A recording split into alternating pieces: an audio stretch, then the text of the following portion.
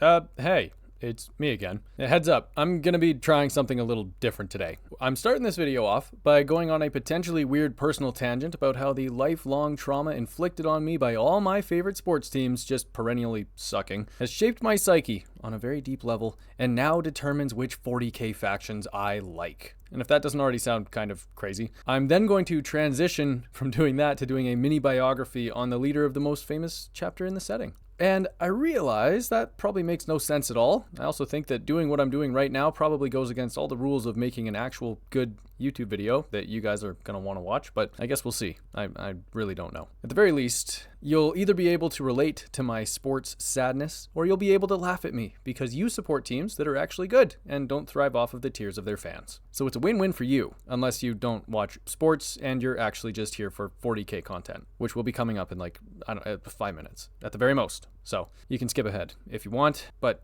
I can tell I'm already losing you, so I'm just going to get to the point. So I started off writing the script with the intention of making a video on Marneus Calgar, because he's a pretty cool character. Well, actually, he's an insanely cool character.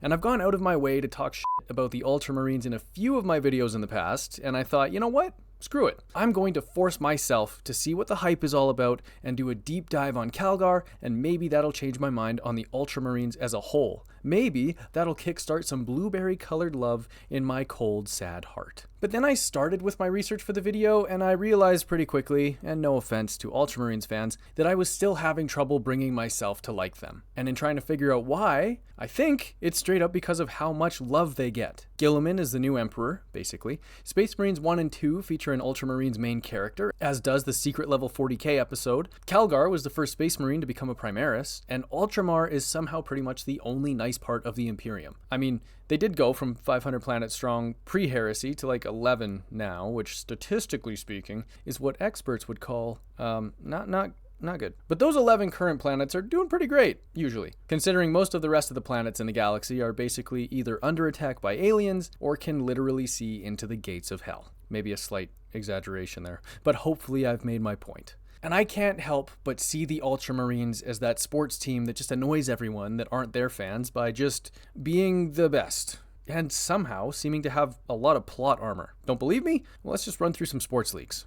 NFL, Kansas City Chiefs. NHL, Florida Panthers. Premier League, Man City. For the surprising number of German viewers I've been getting, Bayern Munich in the Bundesliga. Oh, und Guten Tag, ihr lustigen Verstesser. And guess what? I basically cheer for the opposites of those teams. Now, if you're a fan of any of those teams, or any others that have been really dominant, I'm not even hating on you. Sports aside, I'm alright. But every time I watch my favorite teams play, or make decisions, or do literally anything, I understand more and more why Karn ended up committing the biggest crash out the Imperium has ever seen. That's also actually an exaggeration. Horus had a little bit bigger of a crash out. Okay, so my whole point in this rant is that I am a very sad and confused man, I think. I kind of lost track of my point, in all honesty, but let's say that's what it was. And if we're getting back to talking about 40k, which I probably should because that's why you're all here, hopefully you're still here, let's look at my favorite Primarch. Oh, yeah, my favorite of all the Emperor's magic demigod psycho killer sons is Sanguinius, and he's been dead for 12,000 years.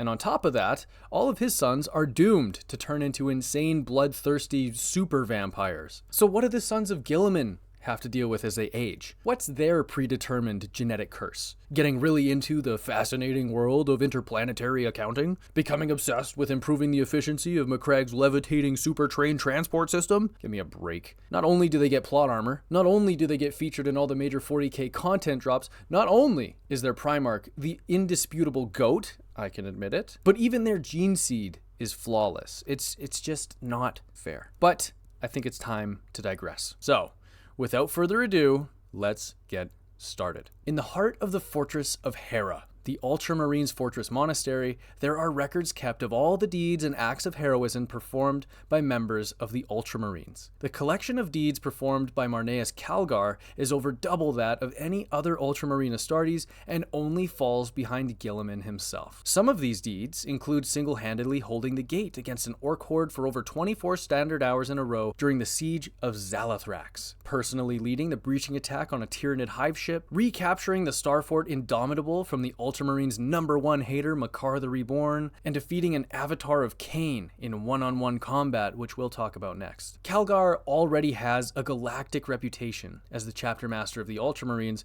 Lord of Macragge, and Lord Defender of the Realm of Ultramar. But he also shows time and time again that he's not afraid to get his hands dirty. When an Eldari emissary from Bealtan arrived on the planet of Comrath to demand the return of an ancient Eldari artifact from the tomb of Captain Arar, an Ultramarine war hero, the planetary governor refused. When the Eldari threatened to become violent if his demands weren't met, the planetary governor said, "Stupid alien I'm about to kill says what?" And the Eldari was like, "What?" And then the planetary governor executed him. Fearing immediate retaliatory action from the always level-headed and not at all arrogant, insane Eldari, the governor requested assistance from the Ultramarines, and wouldn't you know it, Calgar was more than happy to show up and help out. And he also brought along with him the entire chapter. As Eldari warriors from Bealtan and Craftworld Eandin descended on the tomb, it was Calgar's superior tactics and strategy that would allow the Ultramarines to maintain the momentum. On Calgar's mark, his warriors emerged from the cover surrounding the entrance to Arar's tomb,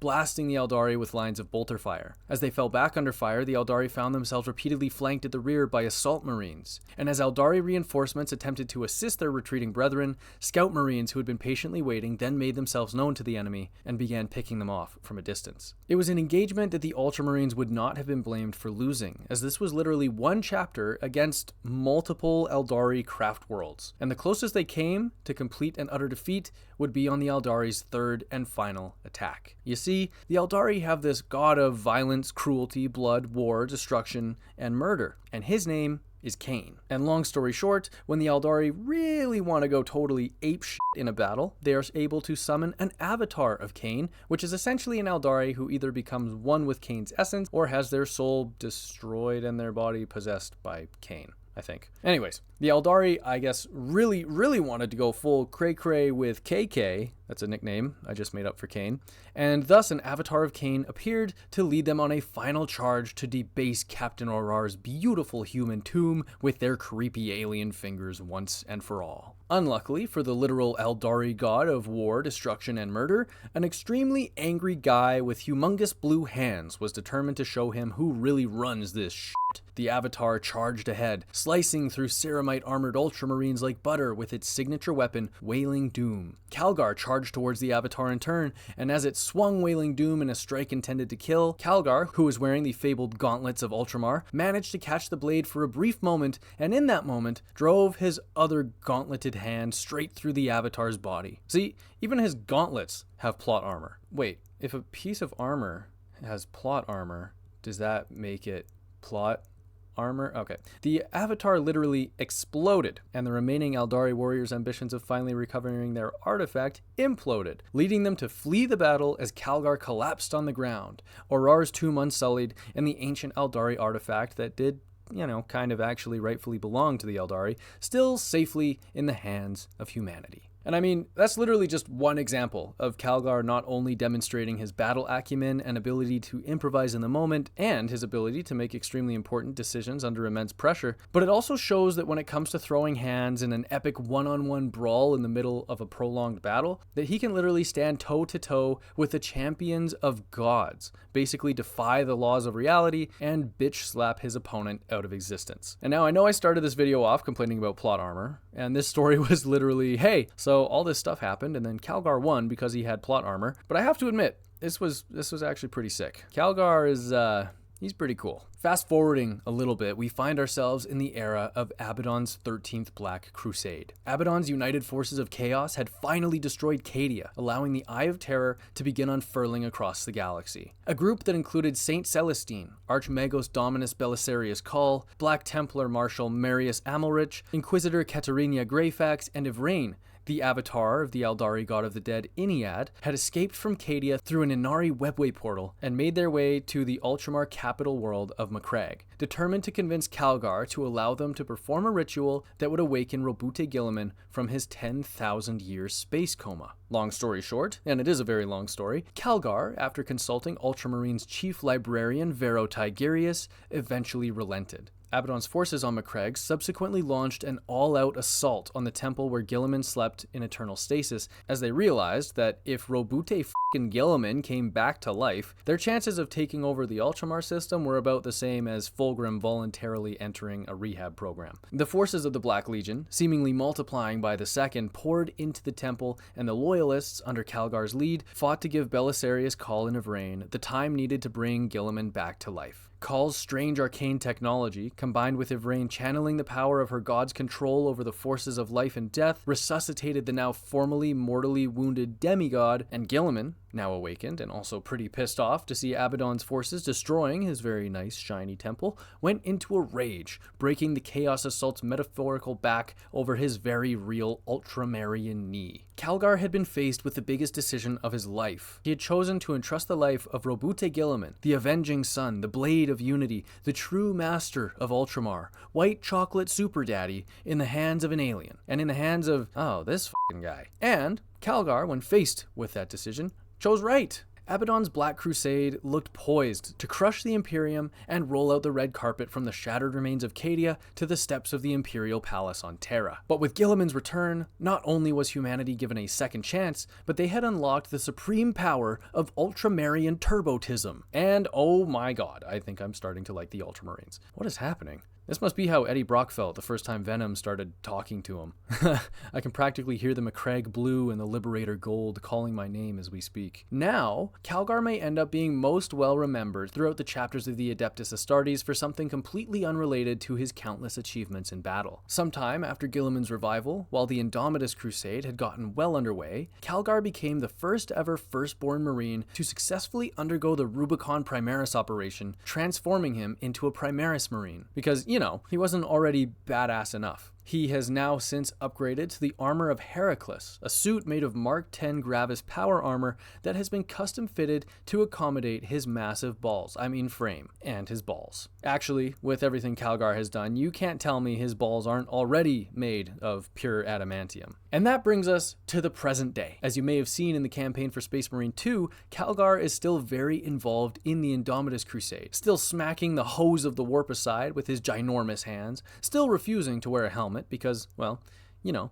Ultramarine, named character, kind of a double whammy of invincibility right there. However, I think I've actually semi-accomplished the goal I set out to accomplish at the beginning of this video. Oh my god, you remember the beginning of this video? Oh, what a shit show. I hope you're still here. While I haven't magically become a massive Ultramarines lover over the course of making this video, I am certainly a lot warmer to them than I was at the beginning. Thanks, Calgar. And as always, a huge thanks goes out to my channel members. You guys are the badass combi bolters to my giant blue, magically invincible power fists. If you'd like to become a member, you can do so through the link in my bio. You will receive nothing. Great deal, I know. And if you made it all the way to the end of the video, let me know if you liked it by leaving a like. Subscribe for more videos like this one, and let me know what you think in the comments below. Until next time, thanks for watching. See ya!